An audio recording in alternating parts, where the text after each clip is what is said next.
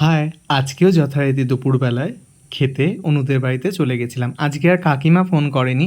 আজকে অনুব্রত বারবার করে ফোন করছিল, কখন খেতে আসবি সেই বুঝে আমি ভাত বসাবো। বলেছিলাম কাকিমা যেহেতু এক জায়গায় যাবে তো কাকিমা 3-4 দিন থাকবে না। অনুব্রত ছুটি ছিল তাই অনুব্রতই আজকে নিজের হাতে রান্না করেছে। নাইট শিফট করে সারাদিন জেগে বলছে তাড়াতাড়ি আয় খেয়ে শোবো। তো আমি যথারীতি চলে এসেছি আর ও আজকেও নিজের হাতে খাবার বেড়ে দিয়েছে আমাকে, অফিস থেকে যেহেতু গেছি তাই। তো আজকের মেনুতে ছিল আলু ভাতে ঘি, স্যালাড, পনির আলুর তরকারি আর ওটাকে কি বলে, চিলি ঢ্যাঁড়স। তো ওর মতন করে করেছে, সমস্তটাই নিরামিষ। আর দেখো রান্না করতে কি হাত পুড়িয়ে ফেলেছে, হাতে ওটা কোলগেট না কিছু একটা লাগিয়ে রেখেছে লাল রঙের। তো যাই হোক, খেতে বসে বসে গল্প করছিলাম দুজনে মিলে। রান্না ভালো হয়েছে কিনা বারবার জিজ্ঞেস করছিল। আর আমি বললাম রান্না ভালো হয়েছে কিনা বড় কথা নয়, রান্না করেছিস তুই এটাই অনেক বড় কথা। তো যেমনই হোক খুবই ভালো হয়েছে, সত্যি সত্যি রান্নাগুলো খুবই ভালো হয়েছিল।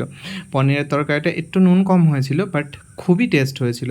আর আজকের বাসন মাজার দায়িত্ব পুরোটাই আমার, তো পুরোটাই আমি মেজেছি, ও ঘরটা মুছে দিয়েছিল। আর আমাকে ওখানে গিয়ে মজা করে গিয়ে বলছে ভালো করে বাসন মাজবি নাহলে কিন্তু মাইনে দেবো না। তো আমিও হাসছিলাম ওর কথা শুনে।